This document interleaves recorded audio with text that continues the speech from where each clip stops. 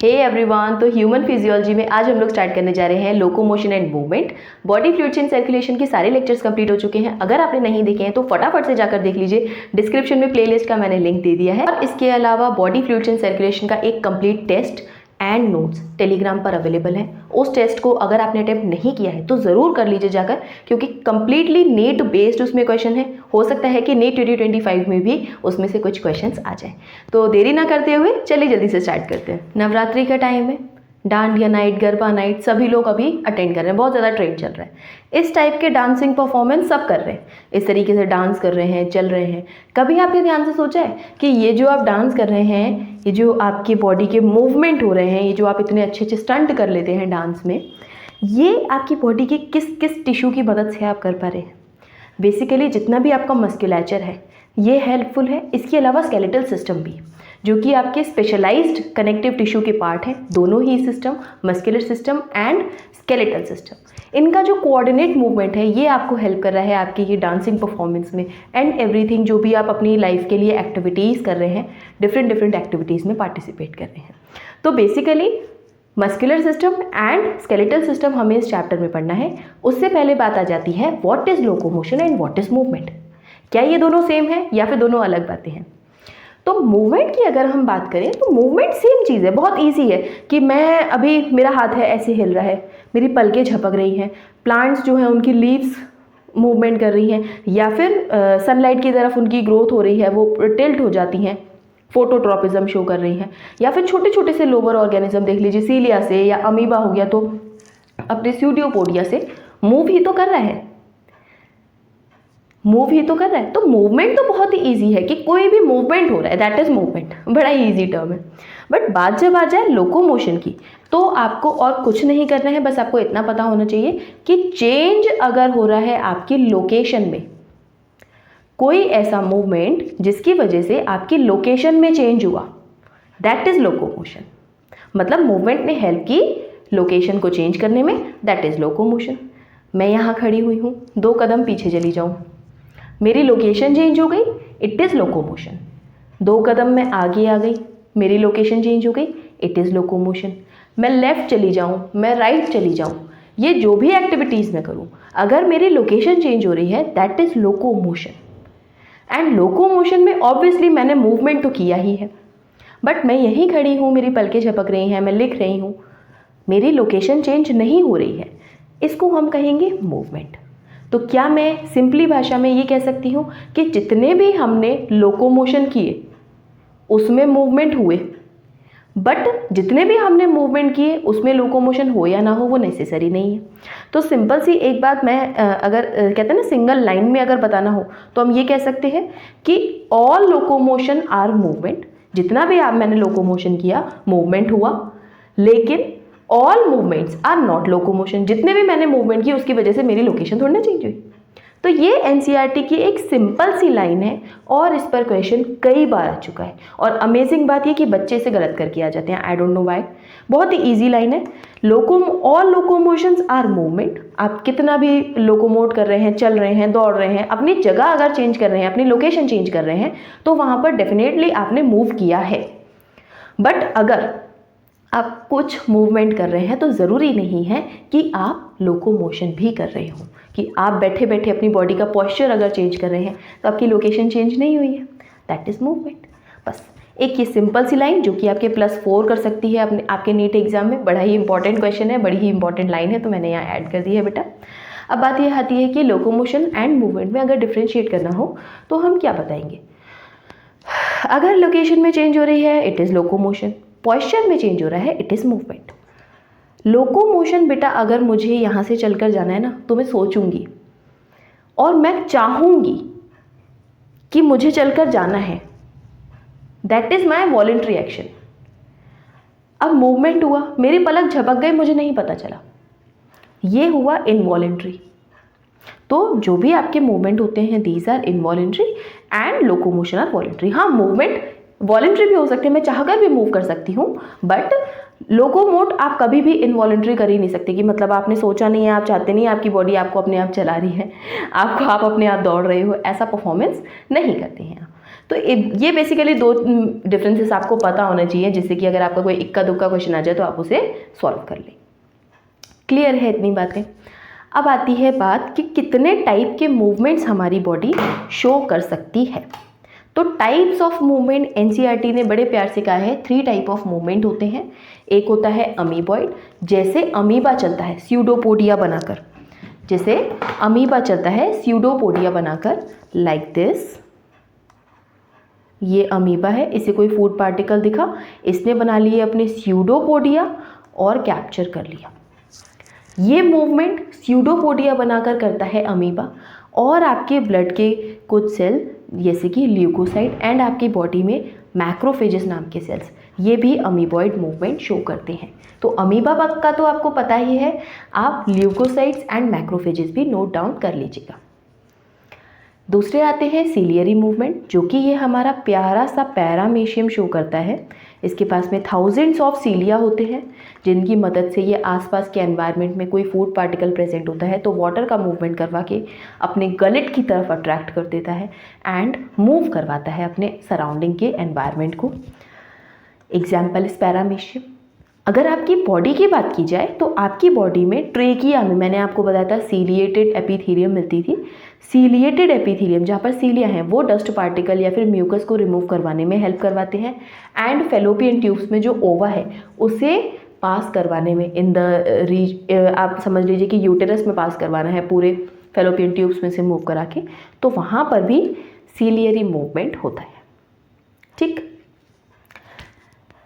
Third is muscular. अगर आप muscle से कुछ मूवमेंट करवा रहे हैं, तो अगर मैं कुछ खा रही हूँ तो मेरे जॉस का मूवमेंट इज मस्कुलर मूवमेंट, टंग का movement is muscular movement, limbs का मूवमेंट, हाथ पैरों का मूवमेंट इज मस्कुलर मूवमेंट। ठीक है। अब इसमें आप वॉक कर सकते हैं, आप रन कर सकते हैं, वॉकिंग, रनिंग, क्लाइंबिंग, फ्लाइंग, ये सारे ही जो मूवमेंट्स हैं दीज आर मस्कुलर मूवमेंट्स।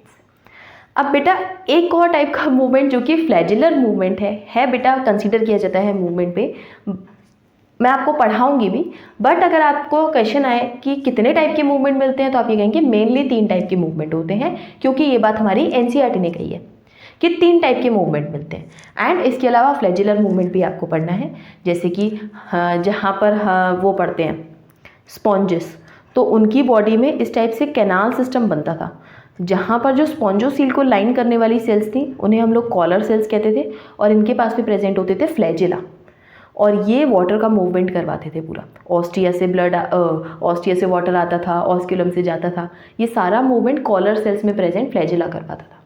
तो maintenance of water movement in canal system of sponges is one of the example. And इसके अलावा यूग्लिना, जो कि इस टाइप का दिखता था हमें, और इसके पास में 2 फ्लैजिला थे, 1 long and 1 short. Euglenoids basically जो आपके होते हैं, ये फ्लैजिलर मूवमेंट शो करता है। एंड इसके अलावा जो स्पर्मेटोजोआ हैं इन ह्यूमन स्पर्म सेल्स, जो स्पर्मेटोजोआ हैं उनके पास में भी तो एक फ्लैजिलर मूवमेंट होता है, that is also example of flagellar movement.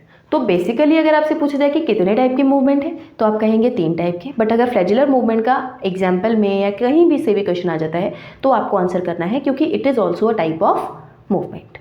इतनी बात सभी को क्लियर है? अभी देखिए, अब बात आती है हमारी मसल्स की। हमारी बॉडी में मूवमेंट तो हमने पढ़ ली है ना, अब हमें करना है लोकोमोशन।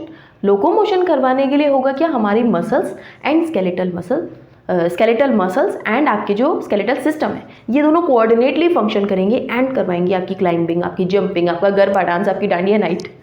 ठीक। तो ये वाले सारी जो भी एक्टिविटीज़ हैं ये करवाने के लिए रिक्वायर्ड है हमें मसल्स एंड मस्कुलर टिश्यूज़, जो कि हम लोग एनिमल टिश्यूज़ में पढ़ते हैं। मैंने आपको कहा अभी था कि इस चैप्टर में हम उसे डिटेल में कंप्लीट करेंगे। तो वो मस्कुलर टिश्यू जो कि आपका स्पेशलाइज्ड कनेक्टिव टिश्यू है वो यहाँ पर आपको पढ़ना है। तो मसल्स या फिर muscular tissue is a specialised connective tissue. And origin की बात की जाए तो आपकी एम्ब्रियोनिक लेयर्स में से जो मीजोडर्म थी बेटा, जो मीजोडर्म थी, मीजोडर्म से ओरिजिन हुई हैं आपकी बॉडी की सारी मसल्स। तो मस्कुलर टिश्यू या फिर जो मसल्स हैं इनकी ओरिजिन है मीजोडर्मल। क्लियर? वेट की बात की जाए तो अगर आप अपनी बॉडी को वेट कर रहे हैं, जैसे कहते हैं ना वेट कितना है आपका, 60 kg है, 50 kg है, 40 kg है, तो ये जो वेट आप कर रहे हैं वेट का 40 to 45% आपकी मसल्स ही हैं बेटा। अगर इसमें फैट ज़्यादा है तो फिर आप अनहेल्दी की कैटेगरी में आते हैं। मसल्स 40 to 45% वेट आपका कैरी करती हैं। ऑफ ह्यूमन एडल्ट की बात की जा रही है, ठीक है। ये जो मसल्स हैं मूवमेंट करवा रही हैं, इतने सारे लोकोमोशन करवा रही हैं, तो इनकी बेटा कुछ हैं प्रॉपर्टीज़ लाइक एक्सटेंसिबिलिटी है इसके अंदर, clear. First thing is excitability से स्टार्ट करते हैं। एक्साइटेबिलिटी है इसके अंदर, जैसे ही इसे नर्वस सिस्टम से या फिर नर्व एंडिंग से इसके पास इम्पल्स है, ये एक्साइट हो जाती है, ठीक, तभी तो परफॉर्म कर रहे हैं। अगर मैं अपना हाथ चला रही हूँ या मैं खुद चलकर जा रही हूँ तो मेरे नर्वस सिस्टम से सिग्नल आ रहे हैं कि चलकर जाना है या हमें हट जाना है। ये वाले सारे जो रेगुलेशन है नर्वस सिस्टम से आ रहे हैं। तो जो भी उनकी इम्पल्स आ रही है उसे लेकर एक्साइट हो रही है हमारी मसल, तब जाके तो कॉन्ट्रैक्ट हो रही है। तो सेकेंड इज कॉन्ट्रैक्टिबिलिटी, ठीक। एक्सटेंसिबिलिटी है इसकी प्रॉपर्टी एंड इलास्टिक होती है हमारी मसल्स, तो elasticity. These are 4 properties of muscles and it is also a question of your NEET exam. Clear इतनी बात। अब बात आती है कि मसल्स आपकी बॉडी में मिलती कितनी टाइप की। तो बेसिकली 3 टाइप की मसल्स हैं। One is skeletal muscle, second is visceral muscle, third is cardiac muscle. Skeletal muscles जो हैं बेटा, अगर आपकी बॉडी में कहीं पर भी बोन से अटैच कोई मसल है तो ये है स्केलेटल मसल, ठीक है। अगर कोई भी मसल आपकी बॉडी में बोन से अटैच्ड है तो इट इज़ स्केलेटल मसल, मतलब स्केलेटल सिस्टम से कहीं ना कहीं अटैच्ड है, then it is skeletal muscle, clear. And वहीं जो विसरल ऑर्गन्स की मसल्स हैं, these are visceral muscles. Visceral organs like kidney and आपका जो इंटेस्टाइन है, स्टमक हो गया, आपकी इंटेस्टाइन हो गई, ये वाले सारे organs. And third one is cardiac, जिससे आपका हार्ट बना हुआ है, वो हो गई कार्डियक मसल। इतनी बात क्लियर है। अब इसी को अगर हम डिटेल में जानें तो स्केलेटल मसल्स या फिर विसरल मसल्स या फिर आपकी कार्डियक मसल्स, इनकी हैं कुछ प्रॉपर्टीज़। इनके स्ट्रक्चर्स जो हैं, इनकी जो सेल्स हैं वो डिफरेंट टाइप की हैं। अच्छा, सेल्स से मसल फाइबर कैसे बन रहे हैं, वो वाली सारी प्रोसेस इसकी आगे पढ़ी जाएगी। पहले आपको इसकी प्रॉपर्टीज़ पढ़नी है। इतना जो पोर्शन मैं आपको बता रही हूँ, इसके डायग्राम या फिर इसकी जो प्रॉपर्टीज़ हैं, ये आपको मिलेंगी एनिमल टिश्यू वाले चैप्टर में। तो अगर एनसीईआरटी में आपको कहीं कोई कन्फ्यूज़न है तो एनिमल टिश्यू में भी लिखा हुआ है एक पैराग्राफ, वहाँ से कनेक्ट करके इसे कंप्लीट करिएगा। वैसे मैंने कंप्लीट चैट बना दिया है, बट अगर आप कहते हैं कि मैम एनसीईआरटी में हमें नहीं मिल रहा है तो वहाँ से आप इसे देख सकते हैं। तो सबसे पहले आ जाती हैं स्केलेटल मसल्स। देखिए, ये जो स्केलेटल मसल्स हैं बेटा, लोकेशन की बात की जाए तो बोन से अटैच्ड है। आपके बाइसेप्स, ये जो जिम जाकर लड़के बना लेते हैं बड़े बड़े, बाइसेप्स को ग्रो करवा लेते हैं, बाइसेप्स की जो मसल्स हैं उन्हें, आपके बाइसेप्स की मसल्स, आपके लेग्स पे जो भी मसल आपकी बॉडी में बोन से अटैच्ड है, दीज आर स्केलेटल मसल्स, ठीक। दूसरा आता है विसरल मसल्स। ये बेसिकली आपके जितने भी विसरल ऑर्गन हैं, लाइक स्टमक हो गया, पेन दूसरा ले लेते हैं, सेम मैच हो जाता है इससे, dark colour will be black, okay. ये आपका स्टमक हो गया, इंटेस्टाइन्स हो गई, यूरिनरी ब्लैडर, यूटेरस कहीं भी बोन से अटैच नहीं है, iris and ciliary body, basically जो आपकी आईज की मसल्स हैं, एंड रिप्रोडक्टिव ट्रैक्ट। ये सारी की सारी जितनी भी मसल्स हैं ये बोन से कहीं भी अटैच नहीं है, and these are visceral muscles. आपको बस सिंपल इतना ही पता होना चाहिए कि विसरल ऑर्गन से अगर आप कंफ्यूज हो रहे हैं तो बोन से अटैच है या नहीं, बस ये सोचना है एंड आप आंसर कर लेंगे, क्लियर। एंड कार्डियक मसल्स तो हार्ट की है, उसकी खुद की मसल्स हैं, ठीक। अब आती है बात नेचर की। तो देखिए बेटा, स्केलेटल मसल्स जो हैं बेटा, हमें परफॉर्म करना है कोई भी अगर मूवमेंट या फिर लोकोमोशन, हम मूवमेंट पढ़ते हैं, कोई दिक्कत नहीं, मूवमेंट से लोकोमोशन हो जाएगा। अगर हमें कोई भी मूवमेंट परफॉर्म करना है, मेरे हाथों को, मैं अपने हाथ से लिख रही हूँ, मैं अपने हाथों को मूव करवा रही हूँ, तो अगर मुझे ये एक्टिविटी करवानी है तो मैं सोच रही हूँ ना कि मुझे एक्टिविटी करवानी है। ऐसा तो नहीं है कि मेरे कंट्रोल में ही नहीं है ये वाली सारी चीज़ें, मैं खुद कर रही हूँ। तो ये जो स्केलेटल मसल्स का मूवमेंट है या फिर नेचर है, ये वॉलंटरी मसल्स है बेटा, इच्छा अनुसार काम करती हैं, आपकी इच्छा के बिना ये काम नहीं करेंगी। एंड वहीं अगर विसरल मसल्स की बात की जाए तो विसरल मसल्स, अब आपके पेट में वो जो आवाज़ें आती है, आप कहते हैं ना कि कभी कभी आवाज़ आती है एंड वो मूवमेंट बड़ा ऑकवर्ड हो जाता है, तो वो आपके अंडर कंट्रोल में है ही नहीं जो आप उसे रोक पाएँ, ठीक है। तो ये वाले जो इनके मूवमेंट हैं दीज आर इनवॉलेंट्री, या फिर जो एक्शन है दीज आर इनवॉलेंट्री। आपने खाना खाया, अब आप क्या सोच रहे हैं कि लो मैं डाइजेस्ट करवाऊँ इसे, डाइजेस्ट में खुद हो रहा है। चर्निंग मूवमेंट आपके जो स्टमक है उसमें खुद हो रहा है, ईसोफेगस में आपके जो मूवमेंट हैं वो खुद हो रहे हैं, आप नहीं करवा रहे हैं उन्हें। These are involuntary actions. And जो हार्ट है, हार्ट भी आप उसे कहते नहीं कि धड़को, वो इनवॉलेंट्री है। These are also involuntary muscles. Clear. फिर आ जाती है बात अपीयरेंस की। अपीयरेंस बेटा देखिए, जो स्केलेटल मसल है ना, इस टाइप की कुछ अपीयर होती है। तो ऐसा लगता है कि अगर हम जब इन्हें माइक्रोस्कोप में देखें तो ऐसा लगता है कि इनके पास में कुछ बैंड्स बने हुए हैं। तो कहते हैं ना स्ट्रिप टाइप की अपीयरेंस होती है, स्ट्रिप टाइप की अपीयरेंस आती है आपकी स्केलेटल मसल्स में। और इस स्ट्रिप्ड अपीयरेंस को हम लोग स्ट्रिएटेड मसल्स भी कहते हैं, या फिर हम ये भी कह सकते हैं कि स्ट्रिएशन इनमें प्रेजेंट है। ठीक, तो स्केलेटल मसल्स को हम लोग स्ट्रिएटेड भी कह सकते हैं, स्ट्रिएटेड। ठीक। एंड वहीं जो विसरल मसल्स हैं ये बिल्कुल स्मूथ होती हैं, इनमें कोई भी स्ट्रिएशन दिखाई नहीं देती है, चाहे आप उसे माइक्रोस्कोप में क्यों ना देख रहे हो। तो इनमें कोई भी स्ट्रिएशन प्रेजेंट नहीं है, मतलब एब्सेंट है। एंड इनकी अपीयरेंस होती है स्मूथ, तो इन्हें हम लोग स्मूथ मसल्स भी कहते हैं बेटा। ठीक। कार्डियक मसल्स के पास में भी स्ट्रिएशन प्रेजेंट होती हैं, इनके पास में भी इस तरीके से स्ट्रिएशन या फिर हमें एक स्ट्रिप्ड अपीयरेंस दिखाई देती है जब माइक्रोस्कोप में देखा जाए। तो इनकी जो मसल्स हैं बेटा कभी भी ब्रांचिंग नहीं करेंगी, स्केलेटल मसल्स कभी ब्रांचिंग नहीं करेंगी, नॉर्मल इस तरीके से मसल्स रहेंगी। विसरल मसल्स भी कभी ब्रांचिंग नहीं करेंगी, नॉर्मल रहेंगी। लेकिन कार्डियक मसल्स जो हैं वो इस तरीके से ब्रांचिंग पैटर्न शो करती हैं। जब इन्हें माइक्रोस्कोप में स्टडी किया गया तब पता चला। एंड ये डायग्राम आपको मिलेगा एनिमल टिश्यू वाले चैप्टर में एनसीईआरटी में, तो वहाँ से देख लीजिएगा। क्लियर है, आपको दिख रहा है ब्रांचिंग हो रही है इनमें। तो ये ब्रांचिंग आपको सिर्फ और सिर्फ देखने के लिए मिलेगी कार्डियक मसल्स में, एंड ये इसका इंपॉर्टेंट फीचर है।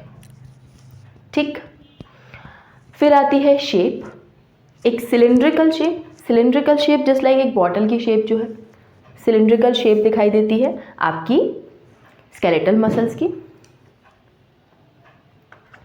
वहीं सेम सिलिंड्रिकल शेप आपको दिखाई देगी कार्डियक मसल्स की, ये भी सिलिंड्रिकल होंगी। बट अगर आप विसरल मसल्स की बात करें तो ये होती है फ्यूजीफॉर्म। फ्यूजीफॉर्म कुछ इस टाइप की शेप मैं यहाँ ड्रॉ कर देती हूँ, यहाँ कर लेते हैं इस टाइप की शेप। ये मेरे पीछे जा रहा है शायद से, इस टाइप की शेप, ये देख पा रहे हैं, इस टाइप की शेप, टेपरिंग एंड्स होते हैं जिसके, इस शेप को हम लोग फ्यूजीफॉर्म कहते हैं या फिर स्पिंडल शेप भी कहते हैं। ठीक है, तो स्पिंडल शेप और फ्यूजीफॉर्म, फ्यूजीफॉर्म। क्लियर इतनी बात। तो इनकी जो शेप है, अगर हम देखिए skeletal muscles are cylindrical, cardiac muscles are also cylindrical, but visceral muscles are fusiform in shape. इतनी बात क्लियर है। अब बात आती है कि इन्हीं में न्यूक्लियस का नंबर कैसे है, क्या सिंगल न्यूक्लियस प्रेजेंट है, क्या मल्टी न्यूक्लियस प्रेजेंट है। अगर हम विसरल मसल्स की बात करें तो इनकी एक सेल को ही देख लो बेटा, एक ही न्यूक्लियस इनके पास में प्रेजेंट है। एंड कार्डियक की बात करें तो एक सेल के पास में, जब तक ये सेल एंड हो गई ना, एक सेल के पास में एक ही न्यूक्लियस प्रेजेंट है। बट अगर हम स्केलेटल मसल्स को देखें तो इनके पास में मल्टी न्यूक्लिएट कंडीशन मिलती है, और इनका जो न्यूक्लियस है पेरीफेरल रीजन पे प्रेजेंट होता है। यहाँ पर इनका न्यूक्लियस है, ये देखिए, दिख रहे हैं। तो पेरीफेरल रीजन पर इनके न्यूक्लियस मिलते हैं एंड मल्टी न्यूक्लिएट कंडीशन है इनकी। ठीक है, इसे हम लोग सिंसीशियम भी कहते हैं, जैसे कि मल्टी न्यूक्लिएट है एंड इनके पास में सिंगल। लोकेशन न्यूक्लियस की इनकी पेरीफेरी पर होगी, एंड इनके जो न्यूक्लियस होंगे ये सेंटर में प्रेजेंट होते हैं, जस्ट बिल्कुल सेंटर में। ये जो सेल हमने बनाई फ्यूजीफॉर्म वाली, इनके बीच में इस तरीके से न्यूक्लियस बना सकते हैं, बिल्कुल सेंटर में न्यूक्लियस प्रेजेंट है। फंक्शन की बात की जाए, जो मेन हमारी बात है फंक्शन, अगर स्केलेटल मसल है, मैं बैठ जाऊँ, मैं उठ जाऊँ, मैं चलने लगूँ, जो भी एक्टिविटीज़ परफॉर्म कर रहे हैं, तो ये बॉडी का पॉस्चर चेंज करवा रहा है। ठीक है, बॉडी का पॉस्चर चेंज करवा रहा है, बैठ गई, उठ गई, लेट गई, पॉस्चर चेंज करवा रहा है। लेकिन वहीं विसरल मसल्स मूवमेंट करवाता है आपके फूड का, आपके डाइजेस्टिव ट्रैक्ट में, आपके गैमेट्स का, आपकी जो गैमेटिक ट्रैक्ट है, या फिर आप कह सकते हैं गैमेटिक ट्रैक्ट मेल के केस में, फीमेल के केस में, दोनों में आप देख सकते हैं गैमेटिक ट्रैक्ट में। ठीक। एंड कार्डियक मसल्स जो है इनका तो बेसिकली एक्साइटेशन होता है एंड फिर कॉन्ट्रैक्शन वगैरह करवाते हैं ये, तो वो हार्ट का ही खुद का फंक्शन हो रहा है। ठीक, ऐसा स्पेसिफिक नहीं है कि ये परफॉर्म करवा रहे हैं, उनका तो कॉन्ट्रैक्शन रिलैक्सेशन पर्टिकुलर हार्ट का ही फंक्शन करवा रही है।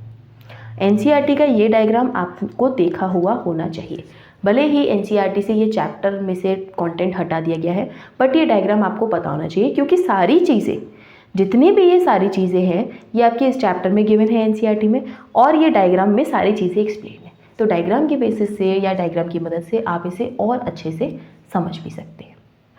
ठीक है, तो इतने हो गए बेटा आपके टाइप्स ऑफ मसल्स। अब बात आती है कि यही जो मसल्स हैं इनका स्ट्रक्चर कैसा है। क्लियर, इनका स्ट्रक्चर कैसा है। मैंने जैसे कि आपको बताया कि मैंने आपको इस स्लाइड में बताया कि मसल्स की प्रॉपर्टीज़ होती हैं बेटा, कि ये एक्साइट हो पाती हैं, ये कॉन्ट्रैक्ट हो पाती हैं, इनमें इलास्टिसिटी होती है। तो ये सारी प्रॉपर्टीज़ कैसे हमारी जो मसल्स हैं वो कैसे कॉन्ट्रैक्ट होकर, कैसे मैं एक पेन को उठा पा रही हूँ, कैसे मैंने नीचे रखे हुए एक पेन को उठा लिया, ये वाले सारे जो फंक्शंस हैं ये कैसे हुए, नर्वस सिस्टम से जो एक इम्पल्स आई वो मसल्स के पास कैसे आई, ये वाली सारी चीज़ें, और जो स्ट्रक्चर है कि एक मसल फाइबर है उसने स्ट्रक्चर कैसे बनाया मसल का, कंप्लीट हमारी इतनी सारी मसल्स कैसे बनी, वो वाला सारा स्ट्रक्चर। तो structure of muscle and contraction, या फिर हम लोग इसे स्लाइडिंग फिलामेंट थ्योरी से पढ़ते हैं, तो स्लाइडिंग फिलामेंट थ्योरी हम लोग नेक्स्ट लेक्चर में करेंगे। तब तक के लिए stay tuned with operation NEET. अगर आपने अभी तक body fluids and circulation complete नहीं किया है तो जाकर कर लीजिए, वो बहुत मैंडेटरी है। इसके जो आपके नोट्स हैं वो आपको अगेन t.me/operationneet, जो कि हमारा टेलीग्राम चैनल है, वहाँ आपको मिल जाएंगे। अगर आपको कोई दिक्कत आती है, किसी क्वेश्चन में कोई दिक्कत आती है, किसी नोट्स में कोई दिक्कत आ रही है, या फिर टॉपिक से रिलेटेड कोई प्रॉब्लम है, वीडियो में या फिर लेक्चर में अगर आपको कोई इशू आ रहा है, आप मुझे कमेंट कर सकते हैं। अगर आपको अदर कोई डाउट्स आते हैं रिलेटेड टू द सब्जेक्ट, आप टेलीग्राम पर डाउट ग्रुप बना हुआ है, टेलीग्राम चैनल ज्वाइन करेंगे, वहीं पर आपको डाउट ग्रुप का लिंक मिलेगा, वहाँ पर आप अपने कोई भी डाउट्स सब्जेक्ट रिलेटेड वहाँ पर शेयर कर सकते हैं। टीम है वहाँ पर जो आपके डाउट सॉल्व करेगी, मैनेजर है, एंड मैं भी वहाँ पर जो है आपके डाउट्स सॉल्व करती हूँ। तो आप चाहें तो दोनों चैनल को, दोनों लिंक को ज्वाइन कर सकते हैं। डिस्क्रिप्शन में मैंने लिंक दे दिया है। आज के लिए इतना ही। Thank you and have a nice day.